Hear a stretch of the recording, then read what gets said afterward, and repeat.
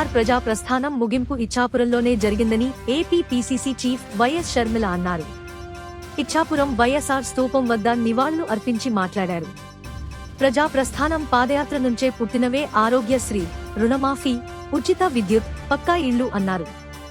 YSR CM అయ్యాక 46 లక్షల మందికి పక్కా ఇళ్లు కట్టించి ఇచ్చారని, వైఎస్ఆర్ పోరాటానికి కొనసాగింపుగా పేదల పక్షాన నిలబడేందుకే ఇచ్చాపురం ఎంచుకున్నానని అన్నారు.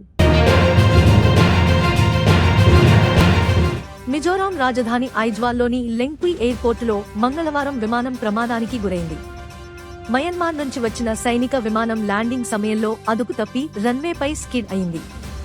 ఈ ఘటనలో 8 మంది మయన్మార్ సిబ్బంది గాయపడ్డారు. బాధితుల సంఖ్య మరింత పెరిగే అవకాశం ఉంది. ప్రమాదం జరిగినప్పుడు విమానంలో 13 మంది సిబ్బంది ఉన్నట్లు తెలుస్తోంది. కునో నేషనల్ పార్క్లో చీతా పిల్లలు సందడి చేస్తున్నాయి.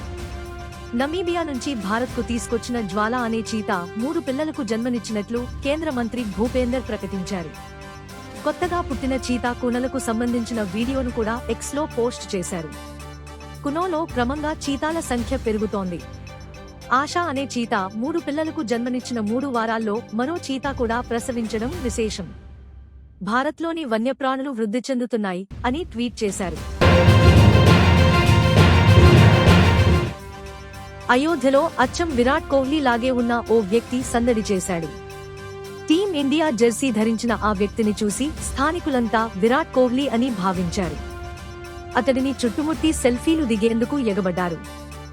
వాస్తవానికి అయోధ్య రామాలయ ప్రారంభోత్సవానికి విరాట్ కోహ్లీని ఆహ్వానించారు. కానీ అతను రాలేదు. డూప్లికేట్ కోహ్లీ కనిపించడంతో అభిమానులు అతడిని చుట్టుముట్టేశారు.